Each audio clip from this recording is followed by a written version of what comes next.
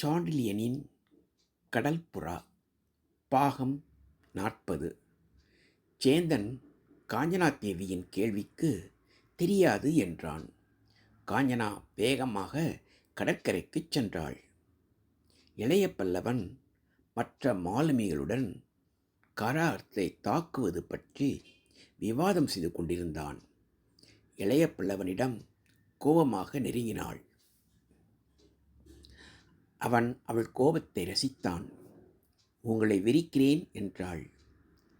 நல்லது, என்னை வெறுப்பது கங்கதேவனுக்கு பிடிக்கும். உமது போக்கு வர வரை கொள்ளைக்காரன் போக்காயிருக்கிறதே. அகுதாவின் உபத்தலைவன் வேறு எப்படி இருப்பான்?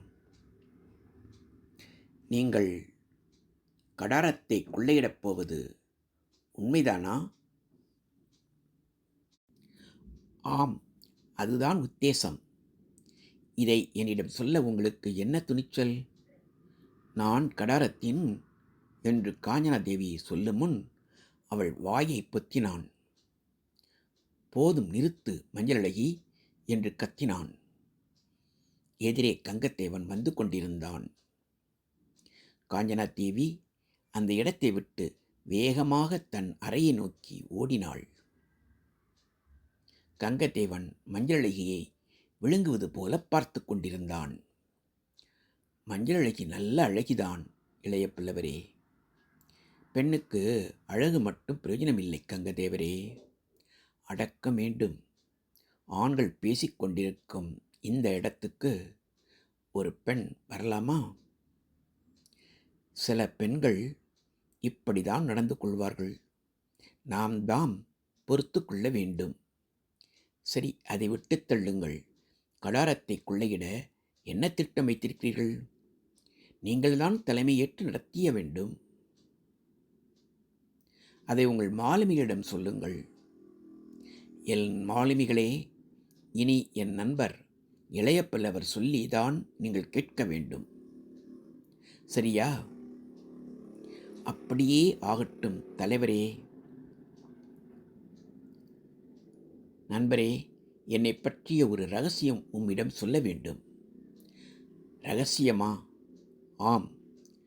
பலவர்மன் என்னை கண்டு பயந்தான் என்று சொன்னீர்களே, ஏன் தெரியுமா? அந்த அயோக்கியன் என் சகோதரியை கவர்ந்து சென்றவன். அவனை கொல்ல நீண்ட நாட்களாக காத்திருக்கிறேன். அவசரப்படாதீர்கள். முதலில் கடாரம், அப்புறம்தான் மற்றவை. அதுவும் சரிதான் என்று சொல்லிவிட்டு தன் அறையை நோக்கி நடந்தான் கங்கதேவன். இளைய பல்லவன் கலிங்கத்து மரக்கலங்களை முதலில் செப்பனிட்டான். கங்கதேவனின் மாலுமிகளை அதில் ஏற்றி கடாரத்தை நோக்கி முதலில் அனுப்பி வைத்தான். கண்டியத்தேவனும் அமீரும் இளைய பல்லவன் செய்கையை எண்ணி குழப்பத்தில் இருந்தனர். 5வது நாள் சேந்தன் காஞ்சனாதேவியை அழைத்து வந்தான். மஞ்சளழகிக்காக காத்திருந்தான் கங்கதேவன். மஞ்சளழகி, வா, உனக்காகத்தான் காத்திருக்கிறேன். கூலவாணிகிறே, நீர் போகலாம். காஞ்சனாதேவி நாற்புறமும் பார்த்து கொண்டே வந்தாள். மஞ்சளழகி, இங்கு யாரும் இல்லை. நாம் இருவர் மட்டும்தான் இருக்கிறோம். உன்னை இளைய பல்லவன் வெறுப்பதை அறிந்து கொண்டேன்.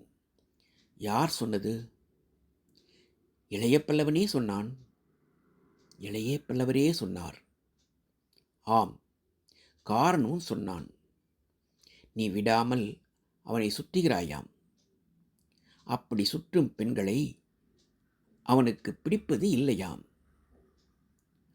அப்படியா சமாச்சாரம்?